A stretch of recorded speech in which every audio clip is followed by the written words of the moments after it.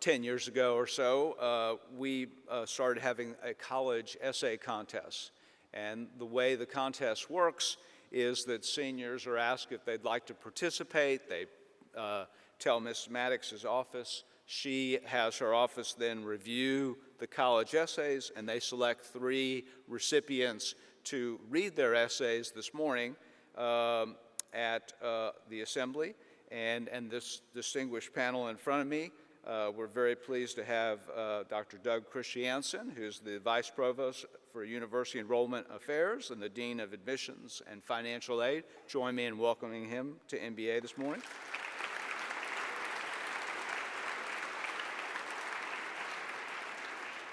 Ms. Maggie Raines and Dr. Ed Tarkington will be our panel judging. Of course, Ms. Maddox is alongside, and she'll come up at the end of the assembly and announce the winner. We're going to go in alphabetical order this morning, so Chanden, if you'd please come up, followed by Oliver and then Jack.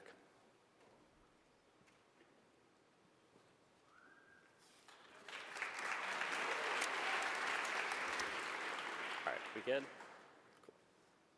When I was 3, my dad played a game with me. He would read one sentence of a book, then guide me through the next. He'd read a 3rd sentence, and I'd read a 4th.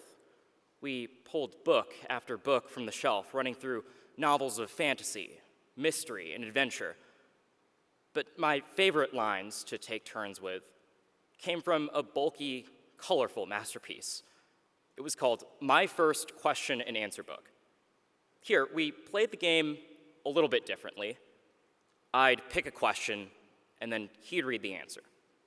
I was hooked. This book was genius. It answered all the questions I'd ever thought to ask, and it urged me further, asking questions I'd never even dreamed of. Can galaxies crash? Why do bees make honey? How many balloons would it take to lift a human? Did the Vikings really go berserk? Captivated, I asked my dad for more and more. And most of the time, he earnestly agreed. But inevitably, as we stretched into the dark of night, I would ask a question, and he would pause, glance at his watch, and say, "No more for tonight, Den." A stickler for the rules, I always complied. If he wouldn't read the answer, I could do nothing but wait until the next night. My curiosity was shackled, but it champed at the bit to run free. Nothing stimulated my curiosity quite like that book did until I found policy debate. More specifically, the research that competitive policy debate requires. Of course, the structure of this game is nothing like the one I played with my dad, and yet it drives me in the same way that question and answer book did, asking questions and leaving me hungry for answers. Can carbon sequestration solve climate change? Why did Russia invade Ukraine?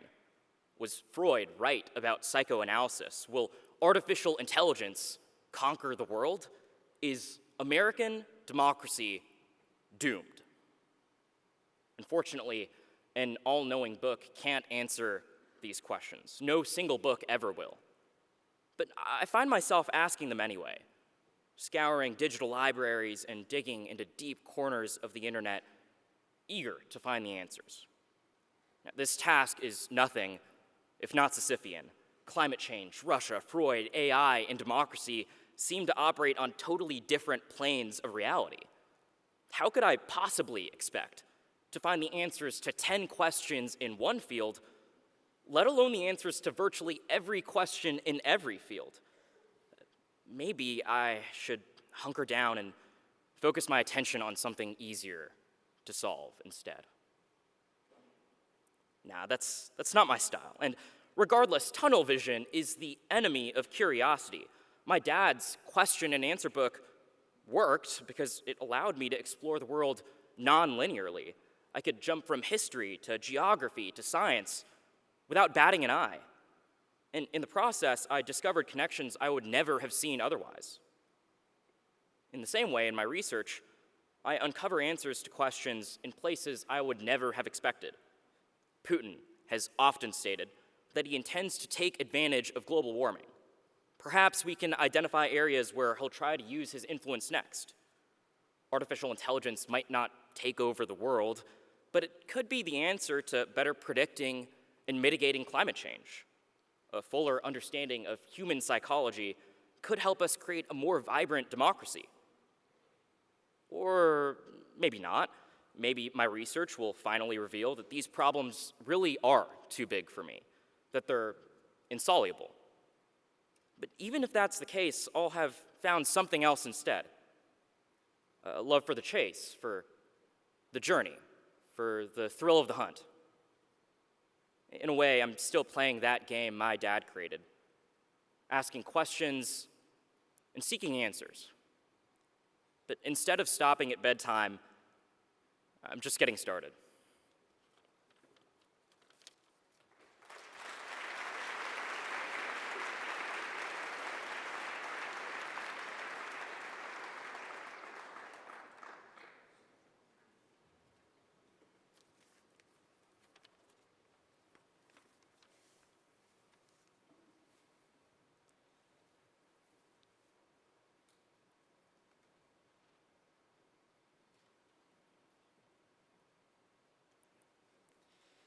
As I've grown older, I've realized that the most valuable skill I've gained in school is the ability to put my life in perspective, to zoom out and see where I stand in the context of history and the global community. Sometimes I think of my life as a puzzle piece and the world as a puzzle with billions of pieces. Alone, I do not amount to much, but if I can connect with others, I can achieve a more holistic view of my own life. I live more gratefully and as a better person to those around me when I internalize what a small mark my life is making in a comprehensive view of the world. In June of 2022, I traveled with a group of classmates to London, Normandy, and Paris to visit sites from the Second World War. This trip has always been a dream of mine because of my interest in history and the amount of time I have spent studying World War II in various history classes. With 7 other students and 2 teachers, I was able to visit the Churchill War Rooms, the Imperial War Museum, and Omaha Beach, among other incredible sites and museums. The most impactful memory that I took home with me was not necessarily the specific battle tactics or the unbelievable logistical efforts of the war, even though those were captivating. What struck me the most were the individual stories of the soldiers. Going into the Normandy Museum and seeing personal items that Allied soldiers carried with them through Europe, like wristwatches, pocketbooks, and small photos of loved ones, made these stories come to life for me.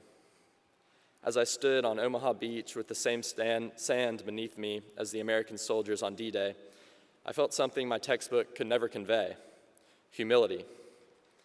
I felt great sadness and tremendous gratitude for what happened on June 6, 1944, but those emotions had previously been communicated to me, although to a lesser extent, through casualty statistics. Humility superseded the sadness and gratitude, maybe because it was unexpected, but probably because my worldview had been expanded. I saw my life snap into the context of the world story, and I felt the smallest I ever have when I was standing on that tranquil beach. The horizon was no longer painted black by ships, and the sand was no longer stained red, but the emotions extracted from the scene were unalterable. I found on the beach that day something to take home with me that I sincerely believed in: the power of humility. Compared to the history of the world, our lives might seem inconsequential, but that does not mean we should give everything a passive effort. I believe in making an active effort to practice humility in my own life by putting others before myself. I try to take time every day to recognize the people around me who make my life and my experiences possible. The women at the front desk, the grounds crew, the security guards, my teammates, and my teachers. I enjoy spending time talking to all of them because I know that our community would not be possible without all of us working for each other. By embracing one another, rather than being only acquaintances, we make the connections in our puzzle stronger and begin to find purpose and meaning together. Remembering that I am just one piece of that puzzle allows me to join together with the people around me and give my life consequence.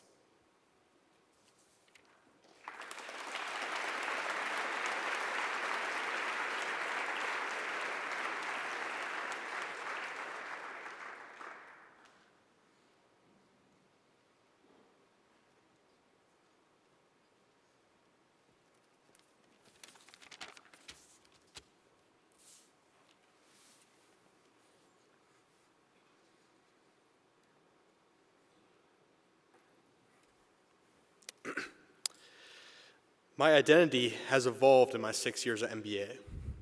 From the outset, I wanted to play basketball and baseball, as I had in middle school. In my first 7th grade basketball tryouts, I was assigned to guard now 4-star Texas A&M commit Marcel Reed. He destroyed me. The outcome of these tryouts was obvious, but my next steps weren't. I'd already had 1 quarter of debate under my belt. What I thought was as a gap sport to fulfill the sport requirement suddenly became a new obsession. In sports, I excelled on the tactical end. I loved analyzing formations, plays, and rosters. Debate, as I learned, was just as tactical and strategic. Sometimes, instead of taking notes in class, I would draw argument maps, as I called them, a visual diagram of an answer to an answer to an answer. Every argument would be answered offensively or defensively. Debaters, too, tended to be offensive or defensive, with their own style of debate and argumentation.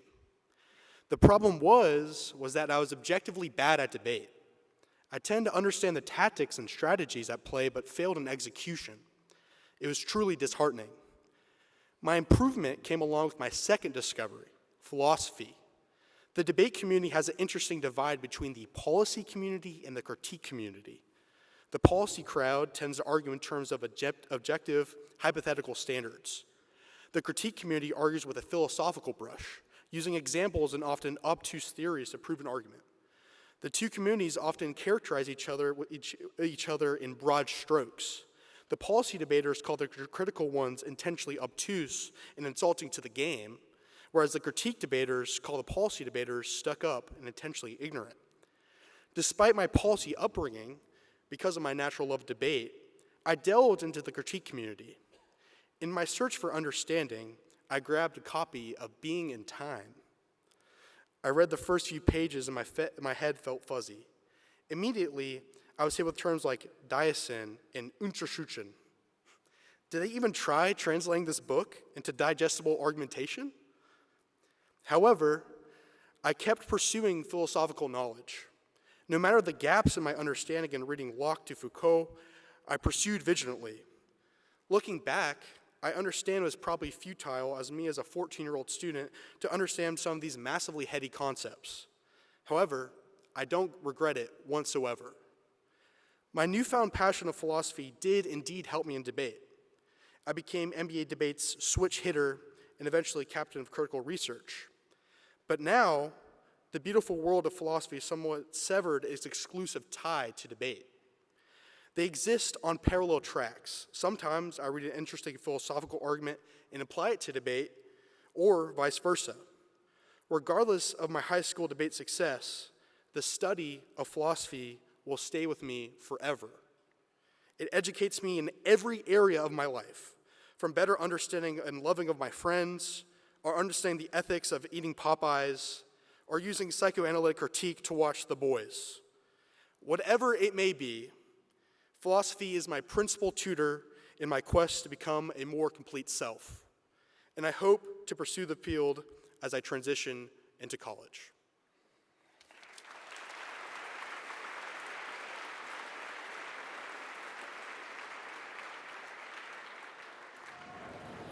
We will be quick to make certain that we can get going. I wanted to start by thanking Chanden, Oliver, and Jack for reading their stories. Guys, it's hard to get up here and share your story with other people, but I hope what you saw from their essays is that it's not what they've done, but it's what they've learned from what they do. You all have amazing experiences every day. Continue to do that and make certain that you process that and you think of what you're taking away from those experiences. It was a hard choice, but Chanden, congratulations, you are the winner this year.